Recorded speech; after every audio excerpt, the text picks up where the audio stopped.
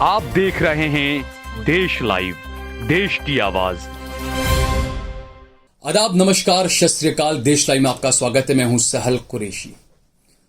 इस वक्त सबसे ज्यादा बाबा को लेकर सवाल उठ रहे हैं और ये बाबा और कोई नहीं, सबको पता है, पंडित धीरेंद्र शास्त्री।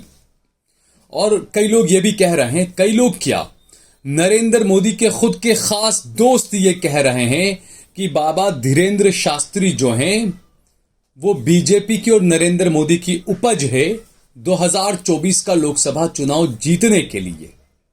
यानी कि जिस तरीके से बाबा अपने हर प्रोग्राम्स में, कार्यक्रम में जो हिंदू राष्ट्र की बात करते हैं, जो अपने आप में असंवैधानिक बात है, क्योंकि ये देश, इस देश का संविधान सभी मजहब को, सभी धर्मों की बात करने वाला है।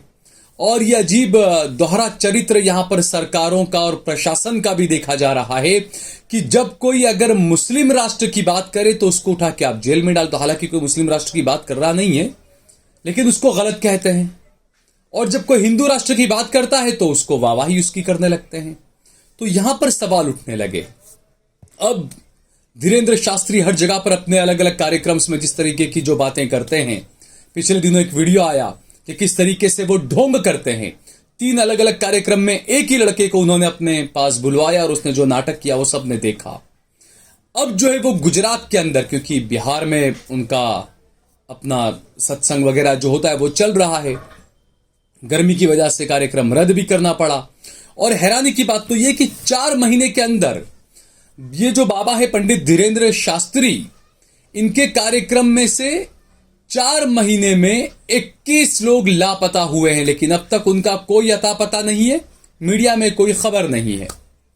अब यहां पर यह एक सवाल उठ रहा है कि आखिरकार बाबा के पीछे हाथ किसका है। तो मोदी के दोस्त ने तो भले ही साफ कर दिया, वो शंकर सिंह वाघेला ने, उन्होंने कहा कि ये सब केरल स्टोरी और ये बाबा धीरेंद्र शास्त्री और ये सब अंधविश्वास है और ये सब बीजेपी की उपज है 2024 का चुनाव जीतने के लिए।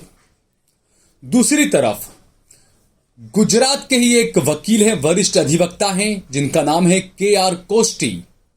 के.आर. कोष्टी साहब ने गुजरात के डीजीपी को, अहमदाबाद के पुलिस कमिश्नर को, सूरत के पुलिस कमिश्नर को और राजकोट के पुलिस कमिश्नर को पत्र लिखा है। और पत्र लिखकर उन्होंने कई मांगे की है। उस पत्र में यह कहा गया है, क्योंकि हम सब ने देखा कि पिछले दिनों काफी मीडिया के अंदर ये चर्चा हुई कि पटना में जो बाबा हैं, अभी धीरेंद्र शास्त्री अपने कार्यक्रम कर रहे हैं, जल्दी वो गुजरात में अपने कार्यक्रम करने वाले हैं। गुजरात में 26-27 मई के रोज सूरत में उनका कार्यक्रम होगा, उसके बाद 28-29 मई के रोज राजकोट में उनका कार्यक्रम होगा और 6-7 जून के रोज अहमदाबाद में उनका कार्यक्रम होगा। और इसी कार्यक्रम को लेकर किसी हिंदू भाई ने नहीं, एक मेरे दूसरे माफ कीजिएगा, किसी मुसलमान ने नहीं, एक हिंदू भाई ने विरोध किया है इस कार्यक्रम का। और विरोध इसलिए किया कि कोई हेट स्पीच न दे पाए। और उन्होंने जो पत्र लिखा है डीजीपी को, अहमदाबाद के कमिश्नर को, पुलिस कमिश्नर को, राजकोट के पुलिस कमिश्नर को और सूरत के पुलिस कमिश्नर को, उसमें उन्होंने कई बातों का उल्लेख किया है और कहा है, और यही तमाम बातें कही है कि जिस तरीके से धीरेंद्र शास्त्री हिंदू राष्ट्र की बात करते हैं, यह माहौल को खराब करने वाला है। और जिस तरीके से सुप्रीम कोर्ट ने कहा कि जो भी लोग हेट स्पीचेस देते हैं और सरकारें अगर कार्रवाई नहीं करती है तो ये सरकारें नपुंसक है जो कार्रवाइयां नहीं करती है। धीरेंद्र शास्त्री ने पिछले दिनों यह बयान भी दिया था कि हिंदुओं, बहनों, बेटियों, अपने पास में बंदूक रखा करो, अपने पास में तलवार रखा करो, चाकू रखा करो, इस तरह के हथियार रखने की बातें उन्होंने कही। और बाद में उन्होंने यह भी कहा कि ठोक डालो। अब आप सोचिए, एक बापू जो अपने आप को संत कहता है, वो संत लोगों से मारने मुरने की बातें कर रहा है, वो लोगों से कह रहा है कि ठोक डालो। अगर यही बात अगर किसी मुसलमान ने कही होती या किसी दाढ़ी टोपी वाले मौलाना ने कह दी होती तो ये गोदी मीडिया अब तक उनको आतंकवादी साबित कर चुका होता, मीडिया ट्रायल के जरिए ही। लेकिन धीरेंद्र शास्त्री पर चूंकि हाथ किसका है, सूरत में उनका जो कार्यक्रम होने वाला है, वो कार्यक्रम के जो आयोजक हैं वो बीजेपी के विधायक हैं।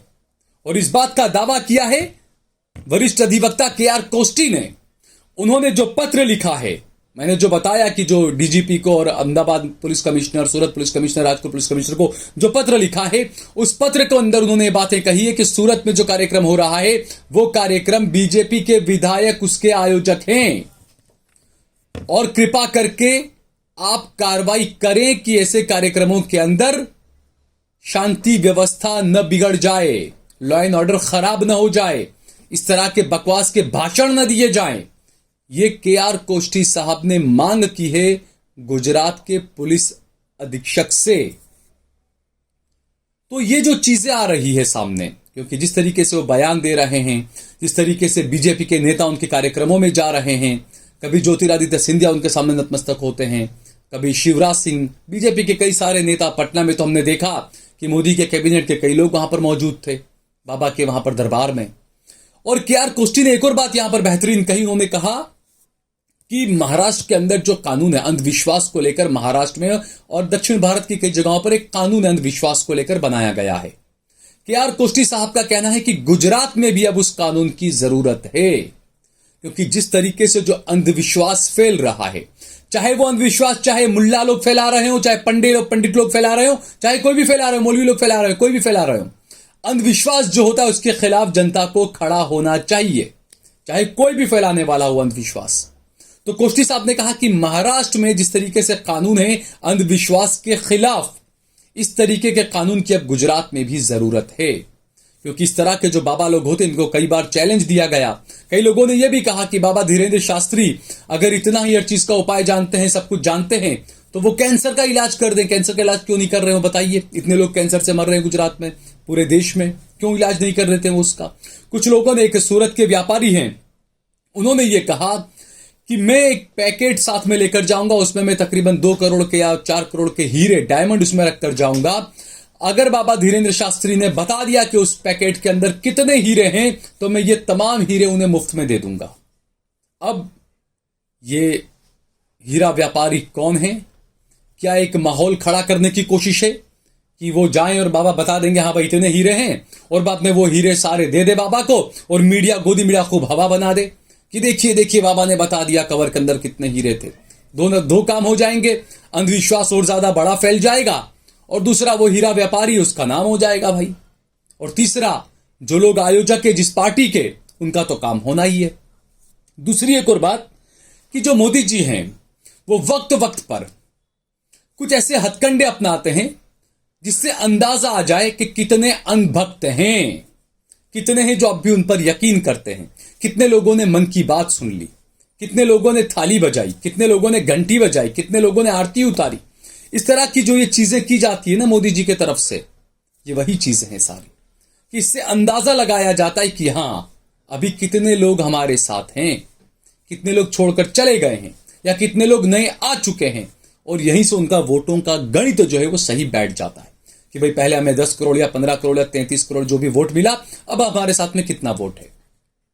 तो इस तरीके के हथकंडे अपनाए जाते हैं। तो क्या ये बाबा धीरेन्द्र शास्त्री जिनके कार्यक्रम सूरत में बीजेपी के विधायक करवा रहे हैं, क्या ये भी बीजेपी का हथकंडा है? शंकर सिंह वाघेला जो बोल रहे हैं कि 2024 को ध्यान में रखकर इस बाबा को आगे बढ़ाया जा रहा है, एक प्रोपेगेंडा बनाया जा रहा है, और शंकर सिंह वाघेला तो ये भी कह रहे हैं ये झूठा है और ये तमाम ढोंगी बाबा, ये भी कह रहे हैं वो। अब सवाल उठना लाजमी है, कहां तो एक संत होते हैं वो बरसों तक हिमालय के अंदर तपस्या करते रहते हैं, तब भी उन्हें वो हासिल नहीं होता जो धीरेन्द्र शास्त्री को न जाने कहां से हासिल हो गया, और पूरा गोदी मीडिया हवा बनाने में लगा हुआ है।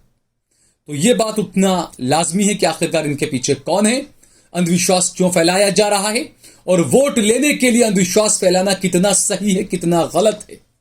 और पुलिस पर जब पुलिस अधीक्षक वगैरह को सब जो पत्र लिखा है एक अधिवक्ता ने, केआर कोष्टी साहब ने, तो पुलिस पर भी जिम्मेदारी है लॉ एंड ऑर्डर को बनाए रखने की। आने वाले दिनों में जब ये कार्यक्रम होंगे अहमदाबाद के अंदर, सूरत के अंदर और राजकोट के अंदर, वहां पर बाबा किस तरीके के बयान देंगे, क्या होगा, ये अब देखने वाली बात है। और इसका असर कितना होगा, क्या असर होगा इसका, क्योंकि नफरत की खेती हर जगह चल रही है। एक नेता आता है, नफरती बयान देता है, और उसके बाद हमने देखा किस तरीके से भटका हुआ बेचारा मेरा हिंदू नौजवान बंदूक लेकर बाहर आ जाता है, किसी के सर पे तान देता है। ये हो रहा है इस देश के अंदर। बदनाम किया जा रहा है मुसलमानों को, जिहादी बोला जा रहा है मुसलमानों को, लेकिन हरकतें सारी किस तरफ कौन कर रहा है ये पूरी दुनिया देख रही है। अगर आपको ये वीडियो पसंद आई तो इस पर कमेंट करें, इसे लाइक करें, इसे ज्यादा से ज्यादा शेयर करें। अगर आपने हमारा चैनल देश लाइव सब्सक्राइब न किया हो तो हमारे चैनल को जरूर सब्सक्राइब करें। सोशल मीडिया के तमाम प्लेटफॉर्म्स पर, फेसबुक पर, ट्विटर पर, इंस्टाग्राम पर आप देश लाइव के पेज को फॉलो करें। इसके अलावा सहल कुरैशी और सहल कुरैशी ऑफिशियल पेज को भी आप जरूर फॉलो करें। हमने हमारा नंबर भी दिया हुआ है, हमें ज्यादा से ज्यादा आर्थिक सहयोग भी करें ताकि हम हर वो खबर आप तक पहुंचाए जो गोदी मीडिया में दबा दी जाती है।